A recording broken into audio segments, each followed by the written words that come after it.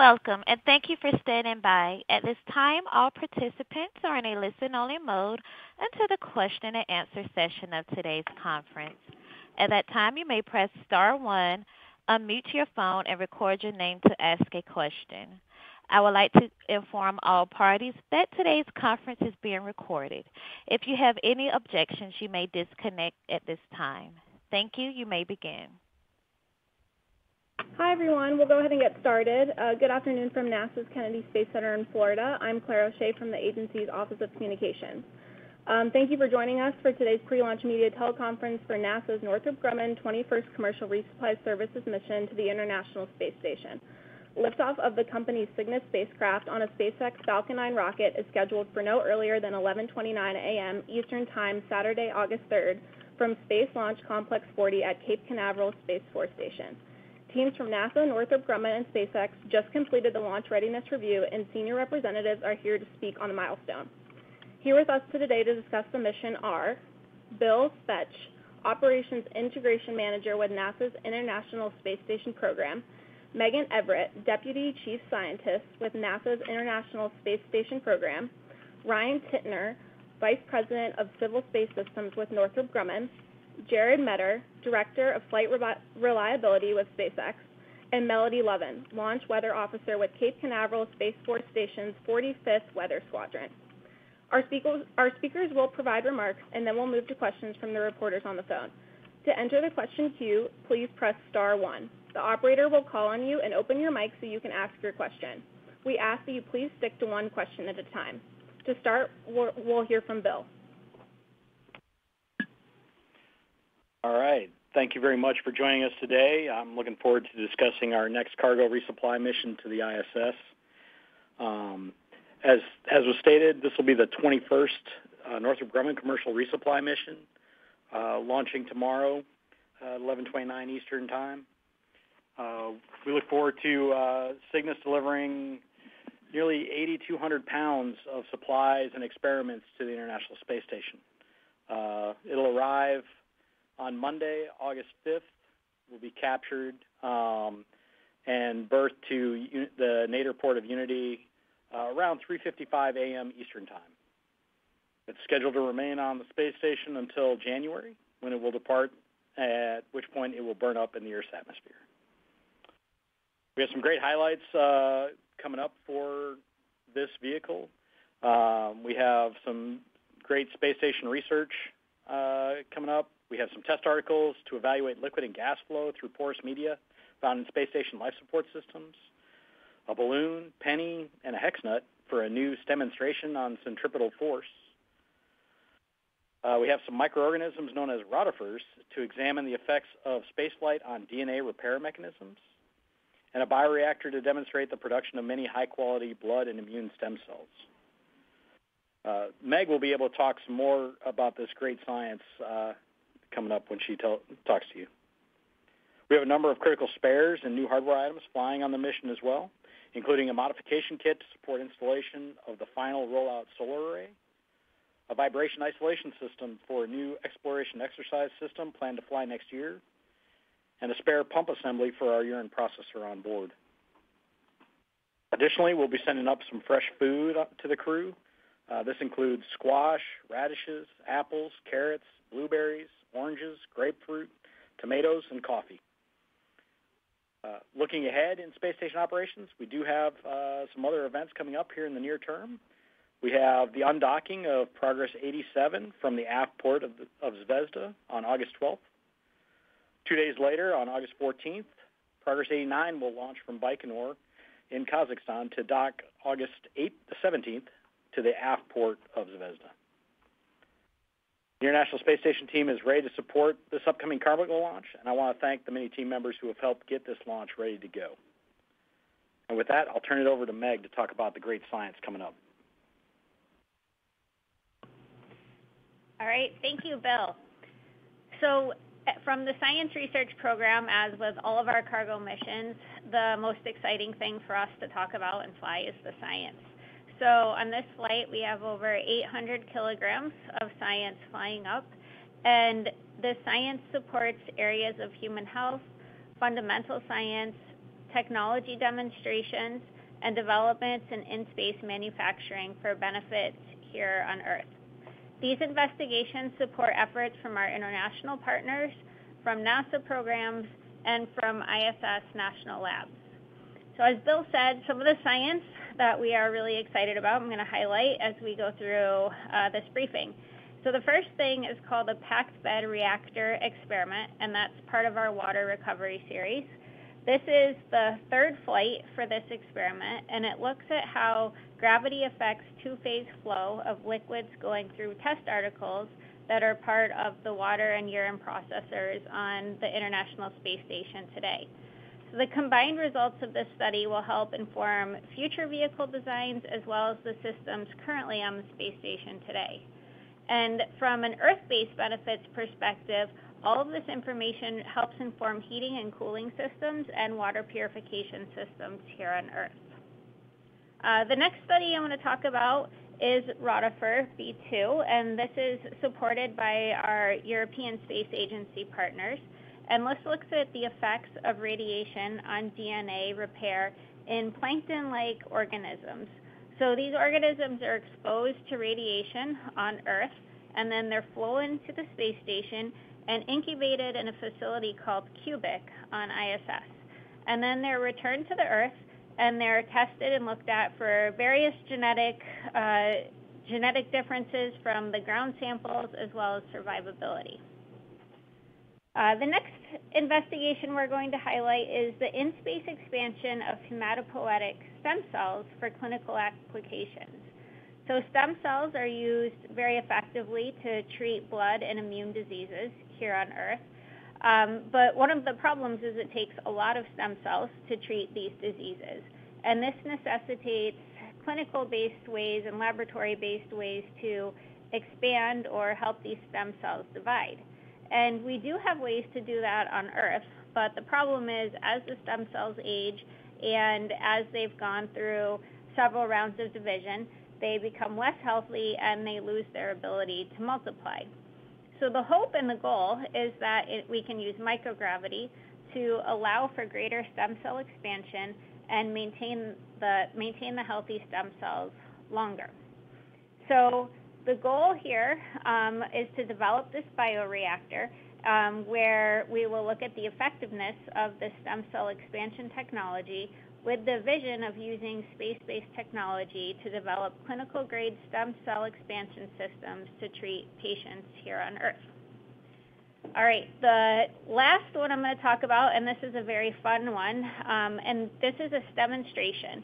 So for those of you that aren't familiar with a demonstration, this is science brought to us from students anywhere from kindergarten to 12th grade, and the astronauts do various scientific demonstrations, and they take videos. So to date, we have 36 videos performed by 26 different astronauts. And this one is called Screaming Balloon, and it's looking at centrifugal force developed by putting a penny or a hex nut in a balloon. And the astronaut will be asked to spin it around, and they will record the noise that comes out of the balloon. And these videos will be sent down for educational purposes for students in the future. So we're looking forward to all of this science, and I am going to pass it off now to Ryan. Thank you, Meg. Thank you all for joining us today, and I'm really happy to be here representing Northrop Grumman. You know, listening to all the science on here really is an honor for us to be able to support these missions. We've been supporting these commercial resupply missions for over a decade here, and as you all can tell, being able to support the science, the cargo, the fresh food, it is complicated here. And we've, over the years, increased from a smaller amount of cargo to now from 2,000, 3,000 pounds, all the way up now to 8,200 pounds. And so we're really proud of that. And in doing that, we also need to support late load, which you heard a little bit before and you'll hear more about in the last 24 hours to be able to get the science on right at the last minute. And so we are on track for all of that tomorrow when we launch. And then we will be prepared after we deliver the cargo to the station to be prepared for secondary missions such as reboost, which we've done a number of times here to keep the station on orbit. So we're prepared for NG-21 tomorrow. This is our second launch on Falcon 9. We successfully launched on NG-20, and it's been great working with SpaceX and the Falcon vehicle. And once we're berthed to the station there, then of course we will stay there for the time that was mentioned. We will reboost if asked to, and then we will haul away waste when we return from the station here. Another important point here for folks from the prior Cygnus missions, each Cygnus mission is dedicated to a pioneer and a hero in space. NG-21 is recognizing Dick Scobie, or Francis Dick Scobie, so that's the name of the vehicle, the SS Francis R. Dick Scobie. He was, many people know the name, but he was an astronaut, a pilot, an engineer. He flew in Vietnam and was a test pilot. He was actually the pilot of STS-41C, and most people know him, as he was the commander of Challenger for 51L. But I wanted everyone to know that this mission is in his name, is his honor and legacy going forward. As we look to the future, Cygnus is, prepared for multiple more missions here with NASA. We have a number left here. And we continue actually to increase the amount of cargo. So for every mission that NASA puts up, we can get more and more cargo so that we will continue and we will exceed 8,200 in upcoming missions here, and ultimately support NASA's vision for commercial LEO economy that we're closely partnered with. So I guess in conclusion here, I want to just thank NASA and SpaceX and everyone on here today for the partnership, and thank the media for dialing in. I look forward to the questions later. With that, I will pass it over to Jared at SpaceX. Thank you for having me here today. SpaceX is honored to be here supporting Northrop Grumman's 21st cargo resupply mission to the ISS. We're incredibly proud as a company in all the work we do to support NASA and the work that enables for them to conduct aboard the ISS.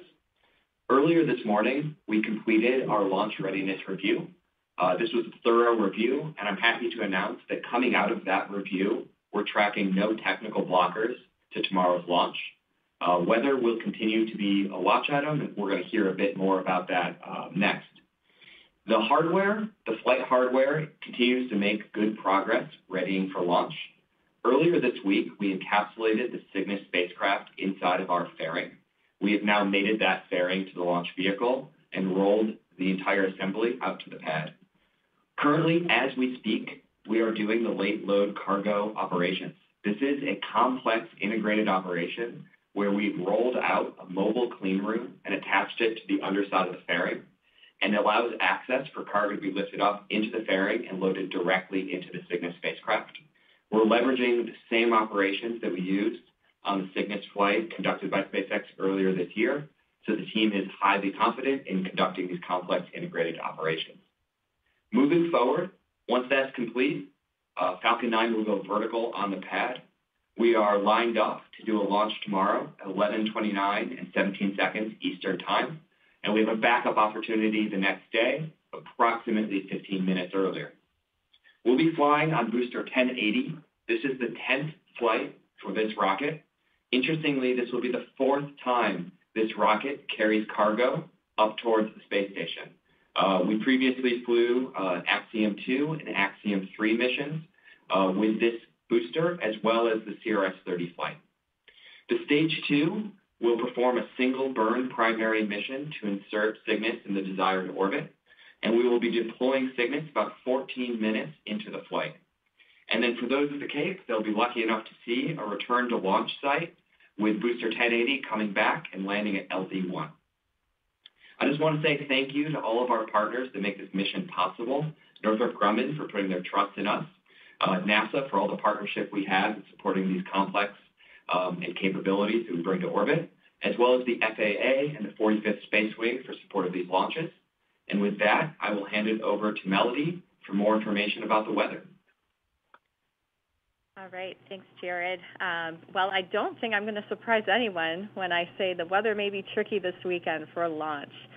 Saturday does look better than Sunday. So Saturday morning, we are expecting some scattered showers to move in off the coastline. And unfortunately, it may be right around launch window. So we have a 50% probability of violation, which also, of course, translates to a 50% go for tomorrow's weather.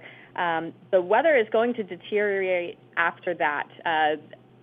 maybe most people know already, but we have a potential tropical cyclone that is NHC has officially started advisories on earlier this morning. So we are expecting some kind of a tropical cyclone to form, most likely on Saturday, and then it's going to approach the western Florida Peninsula coastline sometime late Saturday to sometime Sunday morning or so. We are not within the cone of the center. However, tropical cyclone impacts do extend far and away from the center. So because of that, Sunday looks like incredibly tricky weather for us if we do need to utilize that backup launch window. Probability of violation for Sunday is 90%. That's 90. And that the main concerns, in addition to the cumulus cloud rule and the thick cloud layers rule, is surface winds, because we're expecting a steady 25 to 30 miles per hour out of the southeast on Sunday morning. So Sunday looks pretty tricky, so my team will do their best to find the hole in the clouds tomorrow and get that launch off on time.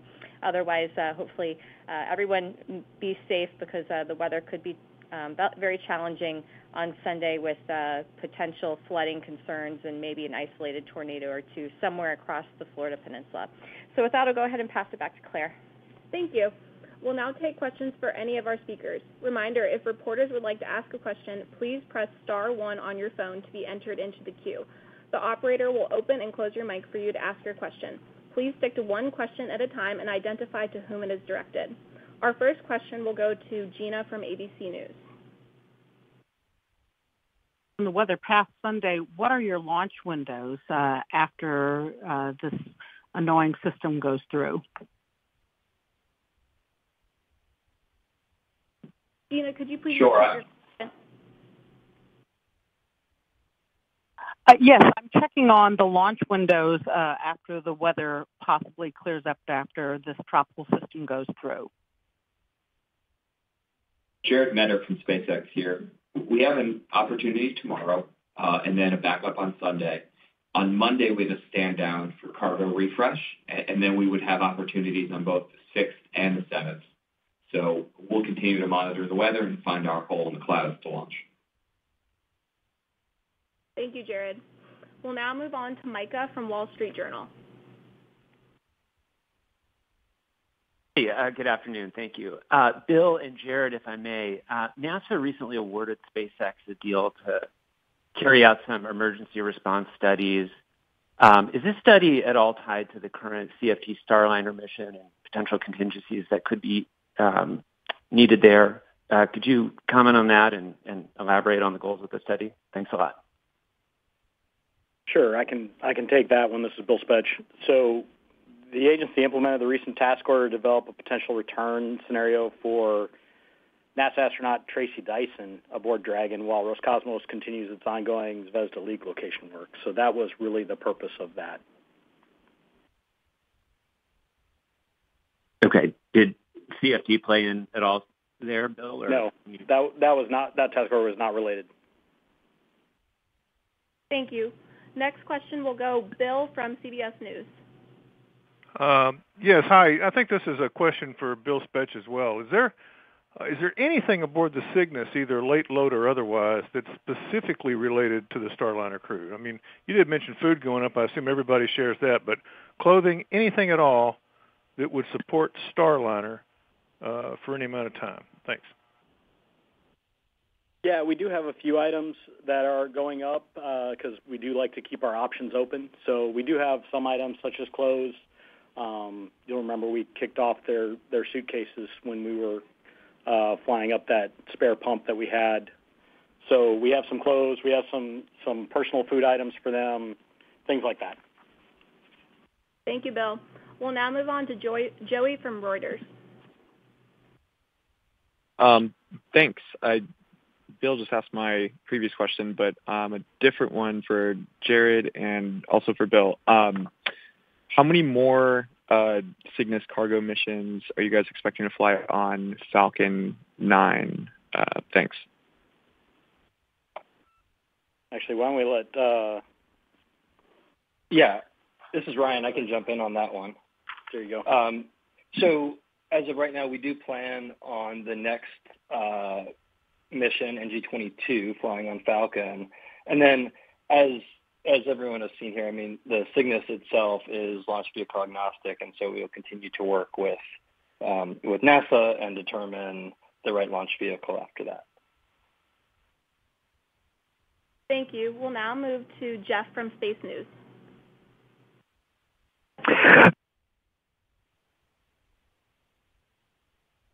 It looks like we lost Jeff on the line here, so we'll go ahead and go to Eric Berger with Ars Technica.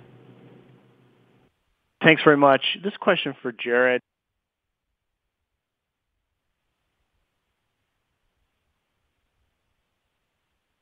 We might have lost another one. We'll continue on and go with Will from Spaceflight now until we get the others back. Sure you can hear me before I ask my question? Yes, we can hear you. Okay, great. Question for Bill Spetch. You mentioned the upcoming Progress launch as far as the station timeline, but correct me if I'm wrong, I don't believe I heard you mention Crew 9. Is that still 18th, or is there a new target launch date for that mission and that crew? Thanks. No, we're still targeting the 18th as the earliest on that one. We have a window for that that's about 16 days long before we turn Pad 39A over to SpaceX for the Europa Clipper mission. Thank you, Bill. We'll move on to Jim from Florida Media Now. Hi, everybody. Jim Siegel from Florida Media Now here. I have a question about the cargo that's inserted at the last minute, so to speak, before launch, and wondering if there is delays beyond Sunday, let's say, does any of the cargo that had been put on Cygnus, does it get removed and replaced by other kinds of cargo, other more later versions of that cargo? Thank you. Let's see here. I can take a cut at that one, and then Meg can follow up if needed from the science side. So we do have items that are that have limited life on them that we load late in the vehicle. What you've heard is, Jared talked about the stand down that we'll do after 2 launch attempts, and that is to refresh cargo items that need it. We'll have some items that will get pulled out and have fresh stuff put in if we get into that scenario. So that'll be the time-critical real items that go in there. We have science mainly is what drives that time-critical load. Thank you. We'll now move to Mark from Aviation Week in Space Technology. Yes, thank you. Just Mark Carreau from Aviation Week in Space Technology. And my question is for Bill Spetch. I just want to be sure to ask if there's some contingency supplies that you might be sending to Butch and Sonny other than what you mentioned. And I think specifically I'm interested in knowing whether you might be sending spacesuits that they could wear on a Falcon, on a Crew Dragon, if that were to be how they are to return in the future. Thank you.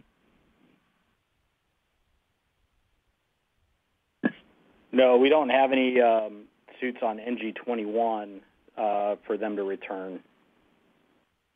We would have to deal with that later. We'll now go to Marcia Smith from SpacePolicyOnline.com. Thanks so much. My question is for Ryan. Following up on what Joey asked earlier, could you give us an update on the development of the new version of Antares, and when do you expect to return flights to Wallops? Yeah, I don't think I can give specific timelines on here today, but I can say that that is progressing as planned here, and we're on track. As far as the specific mission and the specific timeline, again, anything after NG-22, we're looking closely at those timelines. So really, nothing else I can probably update on today. Thank you. We'll now go to Bill Harwood from CBS News. This question is for Jared. And Jared, I'm not asking you to, make any, decisional things or were predictions. It's a technical question about the Crew Dragon. And I'm just wondering, if you had to put 6 people on a Crew Dragon, what has to be done besides spacesuits, umbilicals, and seats? Is there anything with your spacecraft that engineering would have to go in and modify, or software or whatever, just to make that possible? Or is that a fairly simple thing to do if, and I'm not asking you to say if it is, but if, it came down to that something like that happened, either with Starliner's crew or a future crew? Sure. The Crew Dragon has always actually been designed to carry up to 7 people to low Earth orbit and back. So we retain all those same capabilities today that were initially designed in.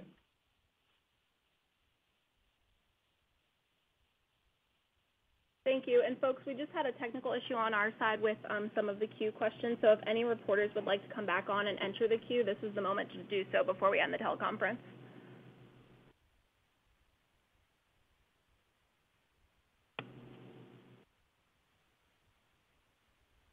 All right, we'll wrap it up. That concludes our teleconference for today. Again, NASA, Northrop Grumman, and SpaceX are currently targeting 11:29 a.m. Eastern Time, Saturday, August 3rd, for the launch of the Cygnus spacecraft on a Falcon 9 rocket from the Space Launch Complex 40 at Cape Canaveral Air Force Station in Florida. You can follow along with our researchers in these studies in orbit online at nasa.gov/station. Thank you all for joining us today, and stay tuned to nasa.gov for launch updates and NASA's mission coverage.